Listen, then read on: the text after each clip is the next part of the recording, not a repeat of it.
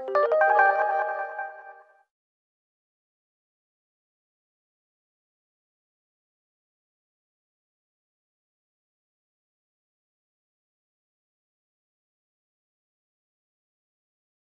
don't think it is. Can you hear me? Yes.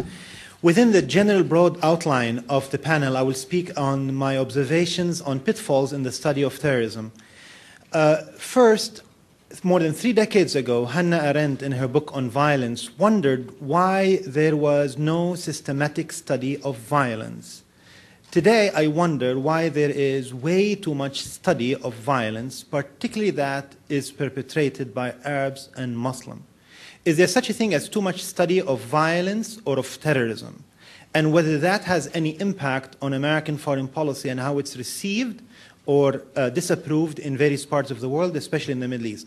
There is something wrong when more Americans know of notorious terrorists of the Arab world, Zarqawi, Zawahiri, Abu Nidal, than they know of writers, poets, scholars of the region. I often say to American audiences across the United States, rarely any of them can name the Egyptian who won the Nobel Prize in Literature, but any of them can name our criminals. This is not to say that there are no terrorists or criminals in the Arab world or among Muslims. Of course there are. My point is that it's high time that Arabs and Muslims become entitled like other people to their share of criminals and terrorists without having their culture or religion blamed or maligned as a result of that violence. First, there is a problem, a pitfall in the study of Islam that persists and has become compounded after September 11. Maxime Rodinson, in 1980, in his book La Fascination de l'Islam, talks about theologocentrism. He coined that term in reference to the school of thought in the West which attributes all observable phenomena among Muslims to Islam. It seems to me this has become even more pronounced. I argue that theologocentrism now is not only a school of thought. It is, in fact, an ideology of hostility comparable in its feature to other ideologies of hostility like anti-Semitism. Very much the same scenario, that all Muslims are conspiring for world domination. In the past, anti-Semites used to associate Jews with socialist and communist ideologies. Anti-Muslims today, as was the case on the panel yesterday afternoon, Muslims are associated with fascism. And to do so, people engage in the works of non-experts, people like Paul Berman, who fell into the Middle East after September 11, like many others did, and they find a statement against Western decadence by Mussolini, and they say, well, that sounds like some Muslim complaints. If you read any Christian and conservative complaints about Western decadence in the United States, I think you have to apply the word fascism to a large swath of the American voting public. The book Slouching Towards Gomorrah was written by a former nominee to the Supreme Court, former law professor at the University of Chicago, Robert Bork, and not by an Arab Muslim. Now, it seems to me we need to learn lessons in the major work on Islam by Marshall Godstone, The Venture of Islam, which I think, because it's too massive, rarely read, when he suggests that we use the word Islamicate in order to extricate elements that are affected by Islam among Arabs and Muslims from other elements that are not affected. And there is another book by James Piscatori, I wish it was more appreciated, published in 1984, Islam in a World of Nation State, in which he studies laws in several Muslim states, and he finds out, not to his surprise or mine, but probably to yours, to many of you, that in fact many of these laws are not based on Islam, but are incorporating Code Napoleon and among other civil codes in their practice. There is too much emphasis, fixation on the subject of jihad. Having said all that, it seems to me Muslim apologetic fundamentalists tend to mirror some of the methodology of their own enemies, of these advocates of the ideology of hostility against Islam in the West. They tend to exaggerate the role of Islam too, because it serves their ideological purpose. They also are fixated on jihad, abusing that term very much like Bush abuses words like freedom and liberty. Now, pitfalls in the study of terrorism. I will make some remarks on that regard. First, I think that the very field of terrorism is opposed to the notion of specialization. This is rather counterproductive because it has marginalized experts, people who spend years in order to study languages, cultures, live there. Experts on the Middle East has been marginalized in the State Department. They have been marginalized in American popular culture. And you have a proliferation of the terrorism experts, people who have no training in Islam or languages that Muslims speak, even though they have subscription to memory, as if it suffices. And as a result, their works are filled with inaccuracies and errors reflecting their lack of training. Paul Berman is a good example. Robert Copperman, the doyen of terrorism expert in the United States, who recently died, one time on live TV was asked about the name Izz-ad-Din al-Qassam when it first came about with Hamas usage in the late 1980s. Without flinching, he told viewers on the news hour that Izz-ad-Din al-Qassam is a close ally of George Habash of the Popular Front for the Liberation of Palestine.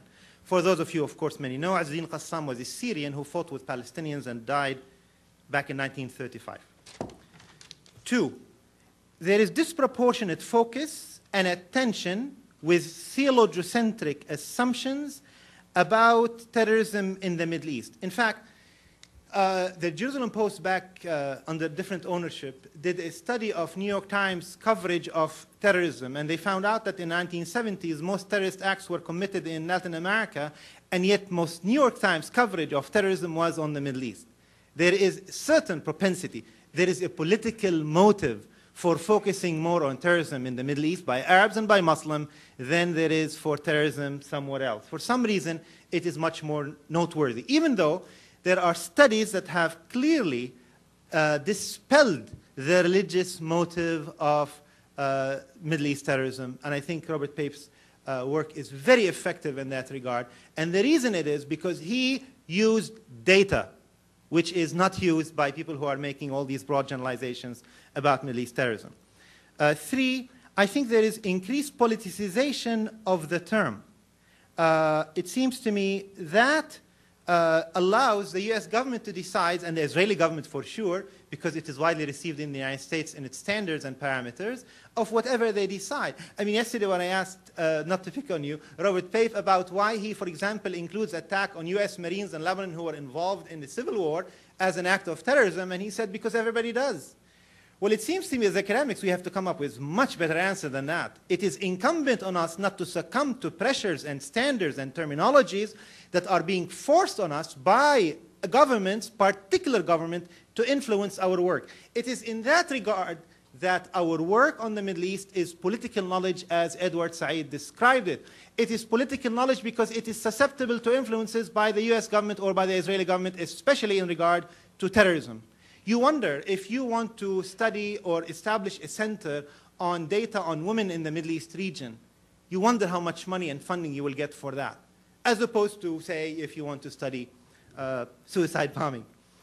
I think we have to resist the temptation to succumb to the standards of the governments that are launching wars in the name of fighting terrorism today. 4, there is a very clear yet rarely questioned infusion of pro-Israeli advocacy and advocates in the field of Western study of terrorism.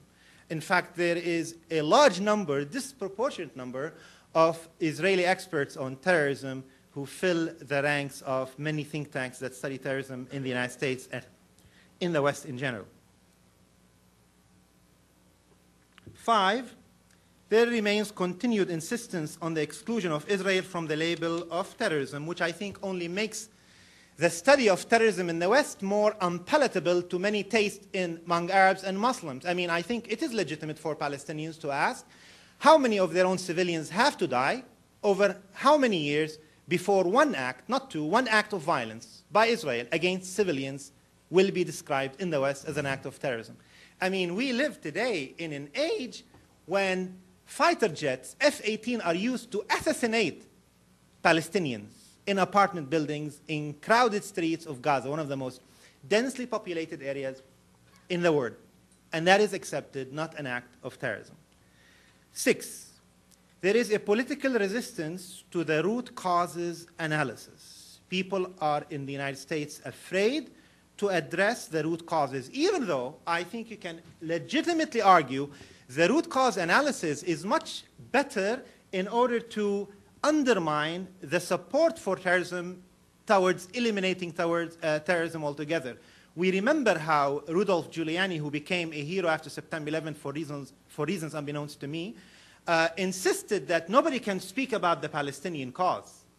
He made it absolutely a taboo. And it was very successful because you're not supposed to say it. For